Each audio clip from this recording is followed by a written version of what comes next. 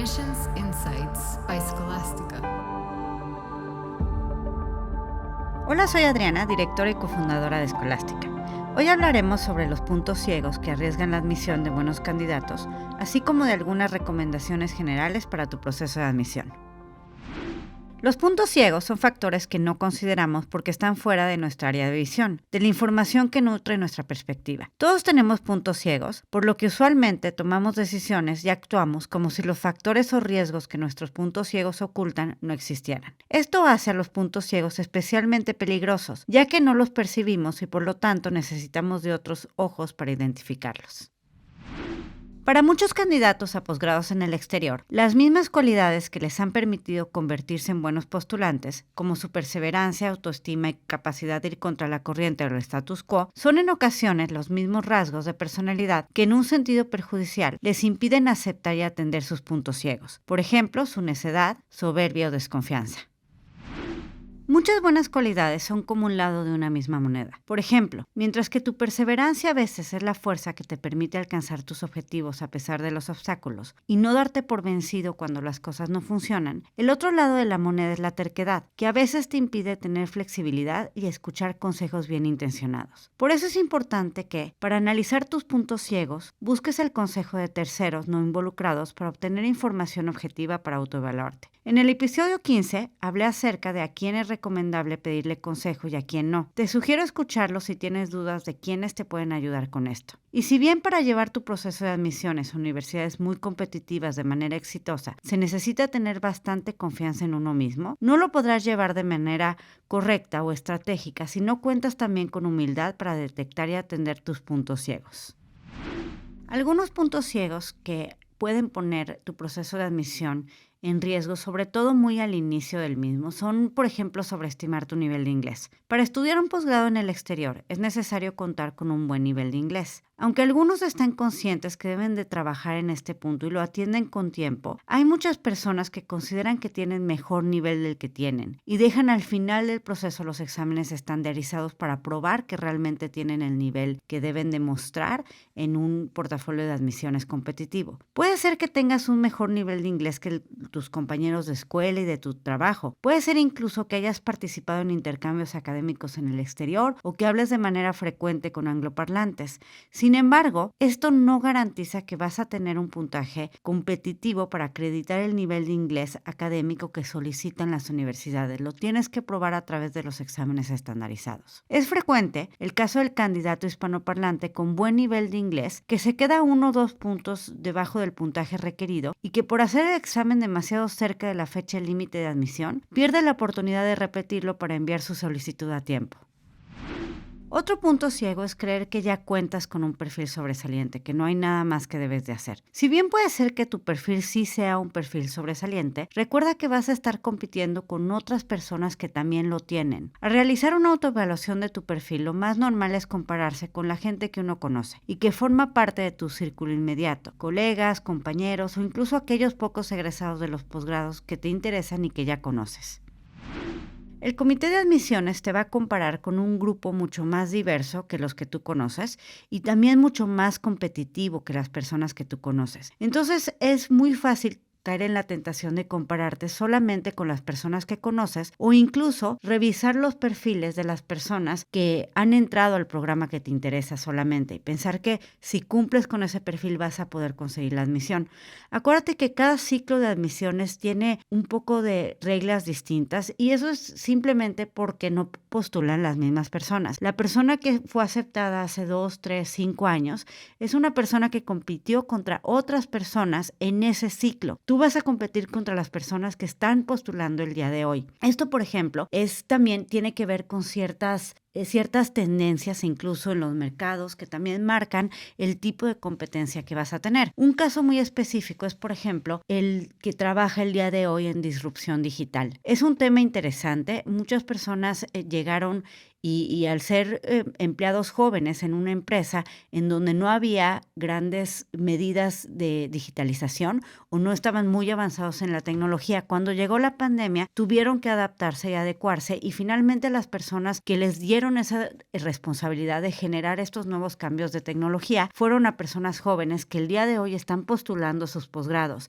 Entonces, si bien tener este perfil de disrupción digital es un buen perfil, hoy en día tienes mucho más competencia, te va a ser más difícil conseguir la admisión que si hubieras postulado a lo mejor con el mismo perfil de disrupción digital hace 3, 4 años que no había pandemia. Entonces, si yo me comparo solamente con los egresados de antes, pierdo de vista que las oportunidades y las tendencias y el tipo de perfil de las personas que en ese momento estaban postulando eran distintas que las que postulan el día de hoy, que es cuando yo voy a buscar la admisión. Entonces, los comités de admisiones suelen otorgar un énfasis distinto a cada uno de los requisitos de admisión y las personas que ingresan a un programa durante un año específico compiten con los candidatos de ese año. Las particularidades de cada ciclo de admisiones afectan los resultados finales. Además, recuerda que al realizar comparaciones con información parcial, olvidas que el proceso es ante todo integral y personal. Por lo tanto, incluye información que puedes ignorar y que pudo haber sido la clave de la admisión de algún candidato. Justo hablando de este punto, me pasa seguido cuando alguien agenda una reunión tryout conmigo, que hay veces que conoce a alguien que ya ha hecho el proceso con nosotros y que sabe que esta persona, su amiga, su amigo, han entrado a programas muy buenos, incluso muchas veces con beca. Y lo que me comentan es, me dicen, oye, pues yo conozco a tal o tal otra persona y la verdad es que soy mucho más listo que él o que ella, la verdad es que hasta el novio le gané, o sea, cosas así que dices, bueno, ok, se comparan y se sienten que son mejores, ¿no? En ese caso, te diría que cada uno tiene cosas muy particulares. Yo cuando conozco, me enfoco y logro profundizar en la experiencia de una persona y le ayudo a de verdad hacer sobresalir su narrativa. Y eso muchas veces hace la diferencia. No te puedes comparar con alguien que conoces porque finalmente lo conoces de una forma un poco más superficial. A lo mejor solamente comparas, no sé, tus calificaciones contra las calificaciones, tu puesto contra su puesto, en la manera social en la que tú lo has visto o la has visto. Y al final del día hay muchas otras cosas que no ves, muchas capas de ese perfil que no conoces. No sabes qué dicen sus recomendadores, no sabes de qué manera él o ella ha llevado y proyectado su aplicación. Y al final del día eso hace una gran diferencia. Entonces por eso tienes que entender tus puntos ciegos, también entender que la mejor manera de incluso encontrar tus diferenciadores contra otros candidatos es saber que tienes una perspectiva limitada, porque eso te va a permitir buscar el consejo correcto, buscar dónde puedes ampliar esa perspectiva para conseguir realmente identificar cuáles son tus diferenciadores como candidatos, qué son las cosas que tienes que decir en tu candidatura o incluso qué cosas son las que tendrías que estar haciendo durante estos meses pues para generar un perfil mucho más competitivo. Otro punto ciego es sobreestimar tus posibilidades de admisión. La mayoría de los programas más competitivos tienes que saber que aceptan entre a 1 de cada 4 candidatos, pero en algunos casos este número se reduce incluso a 1 de cada 15. Cuando uno se anima a llevar un proceso tan competitivo, ignora las estadísticas, es normal que las ignores. De hecho, está bien que las ignores, porque si no lo haces, probablemente no aplicarías. Dirías, si aceptan a 1 de 15, y digo, siempre habrá uno que otro perdido que postula, pero la gran mayoría tiene posibilidades, tiene un perfil competitivo, se hizo una inversión por hacer este proceso y no los aceptan, pues lo más fácil es decir, no me van a aceptar, ¿para qué el intento? Entonces, está bien ignorarlas, pero lo que sí tienes que saber es que esas estadísticas están ahí por algo. Las 4 personas que deciden aplicar, o en otros casos las 15 que lo hacen, se consideran que todas son la excepción de la regla. Lamentablemente, 3 de esos 4 o 14 de esos 15 no lo son. Llevar a cabo una planeación estratégica del proceso y elegir de manera también realista los programas a los que postules va a aumentar tus posibilidades de admisión y sobre todo va a aumentar al final del día que tú consigas lo que quieres con el posgrado. En algunos casos, cuando este sobreestimar tu perfil se puede incluso reflejar en una manera incorrecta de estudiar. Por ejemplo, el pensar que en 2 semanas, un mes vas a tener listo el GRE o GMAT. Lo que decía al principio del TOEFL y el IELTS, pensar que tienes un muy buen inglés y entonces no necesitas estudiar para los exámenes o no necesitas ni siquiera saber cómo está ese nivel de inglés, haces el examen cuando faltan 15 días para la fecha límite. Todo eso es parte de sobreestimar tu perfil, sobreestimar tu nivel. Muchos de ustedes son muy buenos estudiantes, tienen muy buenas calificaciones. La persona que está buscando un posgrado en el exterior es una persona que aprecia, que valora la educación. Entonces, probablemente esta parte de que valora la educación te ha hecho que le hayas echado ganas a la escuela, que tengas buenas calificaciones. Si ese es tu caso, es muy fácil pensar, tengo buenas calificaciones, siempre he sido un estudiante excelente, por ende, me va a ir muy bien en el GMAT o me va a ir muy bien en el GRE muy rápido. Y empiezas a estudiar y te das cuenta a la mitad del camino que el examen es un poco distinto a lo que has venido haciendo en la universidad, que realmente mide otras cosas, que tienes que estudiar de otra forma, que no es un examen de conocimiento, no es un examen de ingreso, no es un examen de egreso, más bien de un examen final, es un examen de ingreso, es un examen de razonamiento. Y esto requiere habilidades que no necesariamente aprendiste en la escuela, que no necesariamente te enseñaron en la universidad. Entonces, este desfase o este deslinde entre lo que sabes y en lo que tú te consideras muy bueno y lo que el mismo proceso te avienta, hace que muchas veces te frustres y no consigas tu meta o no lo consigas tan rápido o de manera estratégica. Entonces, por eso es importante no sobreestimar tu perfil, es tomar el proceso en serio, saber que es un proceso competitivo, saber que tienes que hacer las cosas bien y de manera estratégica. Eso no significa que no seas optimista. Tienes que ser optimista. El optimismo es una excelente cualidad y al final del día, para poder sortear cualquier tipo de obstáculo en la vida y para poder hacer un programa competitivo y después conseguir la vida que quieres tener, tienes que ser optimista. Si no lo eres, simplemente te vas a dar por vencido por todos los obstáculos que hay en la vida, en lo que sea. Entonces, tienes que ser optimista, tienes que creer en ti, tienes que tener enfoque, pero tienes que ser realista en hacer un diagnóstico de saber dónde están tus limitaciones y cómo trabajarlas con tiempo y cómo trabajarlas de manera estratégica. Como decía, hay personas que se sobreestiman y hay personas que se subestiman, que piensan que no van a conseguir entrar a un programa de este nivel y que piensan que esos programas no son para ellos. A lo mejor es un tema de pensar que tienen que ser realistas por el tema del dinero. No me alcanza este programa, es un programa demasiado caro. En algún momento hablamos de cómo el escoger tal o cual programa por el costo del programa genera sin querer una mala decisión porque no sabes si vas a ser elegible alguna beca. Puede ser que tú consigas una beca y el programa no sea tan caro para ti, o incluso hay veces que llega a ser una beca de 100%, pero si tú no postulas, nunca vas a saber esto. Entonces, una cosa es ser realista de tus debilidades, de tu perfil, y otra cosa es ser realista, decir, no me alcanza, no voy a postular, porque eso es algo, como las realidades de tu perfil se pueden componer, hay solución para eso. Pero hay veces que te subestimas de decir, estos programas no son para mí, no tengo el perfil, no voy a conseguir entrar. Incluso ahora que platicaba de las ocasiones en donde tengo estas tryouts, hay veces que justamente conociendo yo el perfil del candidato, cuando alguien más lo conoce, dice, no, pues ¿cómo? Yo tengo mejor perfil que esta otra persona. Pudo ser que esta otra persona, cuando llegó conmigo en su primera tryout, él o ella escogió programas más bajos. Estaba pensando en, esos programas no son para mí, también él se lo había creído. Y al final del día, yo viendo su perfil y él teniendo o ella teniendo un consejo objetivo realmente de cuáles son las realidades del perfil, cuáles son los diferenciadores y demás, pues resulta que sí tiene buen perfil para esos programas y al final postula, consigue la admisión y entonces está la otra persona diciendo, bueno, pero ¿cómo? ¡Qué sorpresa! También pudo ser sorpresa para el candidato cuando lo hizo y cuando decidió postular,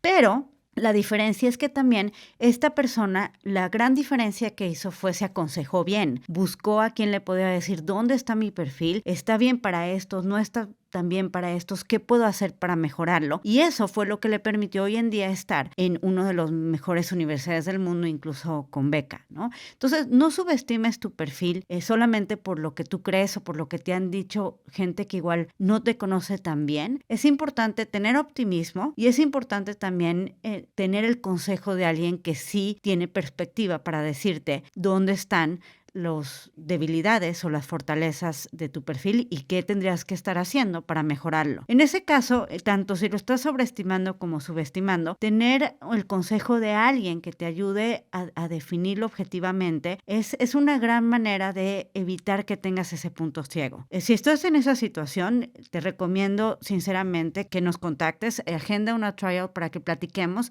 directamente de dónde están esas vulnerabilidades de tu perfil, dónde están esas fortalezas y cómo puedes ir generando un perfil más competitivo. Incluso tenemos también una reunión que se llama Scholastica Mentoring o Scholastica Career, en donde puedes tú tener una llamada conmigo con muchos años de anticipación antes de que estés pensando irte a hacer la maestría, el posgrado o incluso la licenciatura, para ver qué cosas tienes que ir haciendo en tu perfil para irlo mejorando, para cuando estés listo para postular tengas buenas posibilidades de conseguir la admisión. Como mencioné antes, existen varios caminos que llevan a Roma. Esto significa que no solo hay un tipo de posgrado que te va a permitir alcanzar tus objetivos profesionales o personales a largo plazo. Un punto ciego común es tener una visión muy limitada de lo que es y puede hacer por ti un posgrado en el exterior, y por lo tanto elegir los posgrados por razones demasiado específicas. Un resultado común de poseer una visión limitada de túnel es comenzar el proceso de admisiones con una lista muy definida, muy específica de programas. Incluso creer ingenuamente que después será más fácil abrir dicha lista. Empiezas con una lista muy limitada y piensas, después la voy a abrir cuando esté más avanzado en el proceso. Realmente en el proceso hay distintas etapas. Al principio del proceso es mejor encartar opciones para que las investigues, para que las conozcas, para que tengas esta visión más de águila de cómo el posgrado entra dentro de tu plan profesional de carrera, y después vas descartando opciones a lo largo del camino. La consecuencia de este punto ciego es que comenzar con algo muy específico y luego quererse ir a algo más general es más complicado. Muchas veces algunos programas tienen requisitos particulares y puede ser que al no voltear a ver estos programas desde un inicio, cuando ya se está muy avanzado, es demasiado tarde para poder incluirlos en la lista después y ya no cuentas con un perfil competitivo para esos programas. Por ejemplo, hay programas que no aceptan GMAT. Entonces, si tú empiezas con una lista muy específica solo de MBAs y después quieres incluir otros programas o encuentras otros programas, no sé, una maestría en Management Science and Engineering, por ejemplo, que te ayuda a lo que tú quieres también, esos programas generalmente no aceptan GMAT. Entonces, vas a perder de vista o vas a perder más bien la oportunidad de postular a esos. O hay veces que algunas universidades, algunos programas en específico, piden clases específicas para que puedas tú postular. Y no importa si no las tomaste en la licenciatura, puedes tomarlas como clases individuales que contratas directamente con alguna universidad y tomas solo una clase que sea a nivel graduado, pero solo una clase que funcione de requisito para tales programas en ciertas universidades. Eso, por ejemplo, si no lo haces con tiempo, cuando te das cuenta que existía ese programa que te encanta y que a lo mejor necesitabas tomar 1 o 2 clases que no tienes, ya no te da tiempo de hacerlo si faltan 3 o 4 semanas para postular. Otro punto ciego es no preparar con tiempo la aplicación o pensar que es mucho más efectivo desagregar o desintegrar el proceso. En Escolástica, por ejemplo, tenemos como parte del proceso, y eso es parte de la metodología. Cuando alguien hace con nosotros su proceso de asesoría, hace también su proceso de preparación para el GMAT o GRE. De esta forma podemos ir combinando las dos cosas al mismo tiempo y eso nos permite ayudarte y ser corresponsables contigo para un buen puntaje en el examen, pero a la par no perder tiempo en esperar a que tengas un puntaje para hacer todo lo demás que necesitas tener listo para cuando estás postulando. Eso hace el proceso más rápido a que solamente preparo el GMAT o el GRE y después pienso en todo lo demás, y a la vez también te permite ir teniendo en objetivo el puntaje que necesitas y además conseguir ese puntaje y asegurarte que ese puntaje al final del día lo tienes para cuando lo necesitas, el día que lo necesitas. Desagregar el proceso a veces lo que genera es que si no sé, yo ya estoy pensando en ensayos, estoy viendo la parte de la asesoría y todavía no tengo un puntaje o la persona que me está ayudando no tiene idea sobre qué puntaje voy a sacar, pues esa lista no es una lista final, porque sin un puntaje, ¿cómo puede ser una lista final la lista de los programas que quieres cuando muchos programas te piden un puntaje mínimo o tienen puntajes promedios de las personas que aceptan? Entonces, llevarlo de manera integral genera un proceso más rápido, mucho más estratégico. Al final del día te permite ver todas las aristas, prevenir problemas por donde pudieran venir esos problemas. También otra parte es que justamente es pensar que el proceso va a llevar menos tiempo de lo que va a llevar. Realmente es un proceso complicado porque no es complicado el que tú escribas un ensayo de 300 palabras, por ejemplo. Eso lo puedes escribir en cualquier momento, son 300 palabras, a veces estamos hablando de 2 párrafos. Por ejemplo, el cover letter que pide el MBA de MIT Sloan. Entonces, suena muy fácil, 300 palabras. Sin embargo, elegir las 300 palabras que necesitas usar para convencer al comité de admisiones del MBA de MIT que te acepten a ti sobre todos los otros candidatos, eso es lo que lo hace difícil y eso es lo que lleva tiempo. Muchas veces el proceso de admisiones y sobre todo el proceso de la construcción de los ensayos es un proceso creativo y la creatividad lleva tiempo, no es algo que pueda decir de 8 a 5 soy creativo y en ese momento me siento y ya soy creativo, no es un switch que puedas prender. Muchas veces tienes que dejar reposar lo que escribiste, regresar a ello, de repente estás haciendo otra cosa, sales a caminar y se te ocurre otra buena idea que quieres incluir en tu ensayo. Si no tienes ese tiempo para poder desarrollar una muy buena narrativa y para poder aterrizar esa buena narrativa en tus ensayos de admisión, vas a hacer algo apresurado y al final vas a mandar tu aplicación y 2, 3, 4 semanas después vas a estar pensando, híjole, debí de haber dicho esto, caray, esto no se me ocurrió en ese momento decirlo, esto pude haber encontrado un mejor ejemplo. Otra cosa, por ejemplo, las cartas de recomendación. Tú no puedes asumir que el tiempo de tus recomendadores es tuyo para controlarlo. Entonces, si tú no tienes consideración con ellos y sus tiempos, puede ser que ellos envíen su carta tarde o que de plano te digan ya no te puedo recomendar yo. O a lo mejor no sabes por querer hacer todo apresurado si ellos ya están recomendando a alguien más. A lo mejor trabajas en un banco, en una consultora, probablemente no eres el único postulando y si los dos tienen el mismo jefe y la otra persona hizo el proceso con tiempo y pidió antes la carta, pues entonces tú ya no tienes acceso a ese recomendador o su carta ya no va a ser, va a haber un tema de a quién está apoyando, a la otra persona o a ti.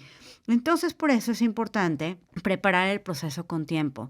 Es un punto ciego y es un punto ciego muy común en latinoamericanos, el creer que se puede hacer todo rápido o incluso el creer que puedes tener una excepción a la regla. Ese es otro punto ciego, yo creo que de los latinoamericanos. Hay veces que piensan, en la página dice que necesitas un TOEFL de 100 para postular. Y dicen, bueno, saqué 95, ¿qué importa? Lo puedo mandar así. Pero es un requisito de la página y te están diciendo, es un requisito de la universidad que necesitas 100 para postular. Y tú piensas que, bueno, pues es un 95, son 5 puntos, ¿qué importa? Pues hay universidades que no van a ver tu aplicación por eso. O sea, de plano no van a abrir lo demás. Estás desperdiciando tu dinero, tu tiempo en enviar una aplicación así. Pero pensamos que, porque venimos de Latinoamérica, que las reglas a veces o son para los demás o más bien que las reglas están ahí como no es una regla, no es un requisito, es solamente un lineamiento. Entonces, pero en muchas de estas universidades y sobre todo que vienen de otras culturas no funciona así. Tienes que tomar en cuenta que si te ponen un requisito es porque es un requisito, no es algo que no es un consejo, no es una sugerencia, es algo que tienes que cumplir y que tienes que tener cuando envías tu postulación.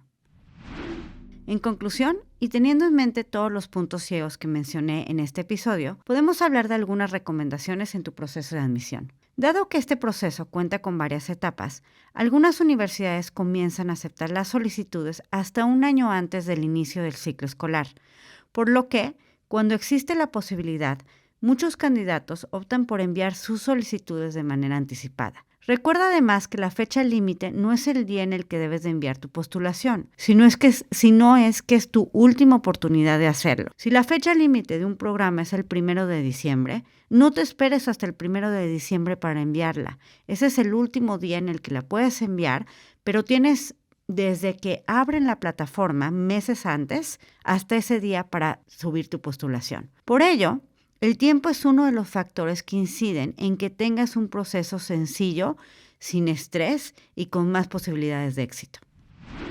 Así pues, te recomiendo llevar a cabo un calendario que considere tanto tus propios tiempos como los de la universidad y que comiences tu proceso con la mayor anticipación posible. En el episodio 13 te compartí un cronograma de qué necesitas hacer mensualmente para preparar tu postulación en este ciclo. Asimismo, para ser admitido a un posgrado competitivo, es importante llevar a cabo una buena planeación estratégica.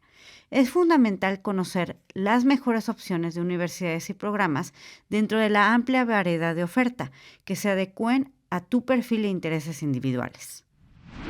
Además, contar con una evaluación honesta y realista de tu trayectoria profesional y académica te va a ayudar a tener claro las áreas de oportunidad de tu perfil para que las atiendas y así puedas ser más competitivo cuando postules, ya sea en un par de meses o incluso en un par de años. Gracias por escucharnos. Si lo disfrutaste y encontraste útil, te invitamos a suscribirte y darnos una reseña a través de tu plataforma favorita. Si tienes dudas o comentarios, puedes escribirnos a través de las redes sociales de Escolástica, en Facebook, Instagram, LinkedIn y Twitter, o visitar nuestra página www.escolasticaprep.com. Nos encantará leerte y saber tu opinión. Admissions Insights by Scholastica.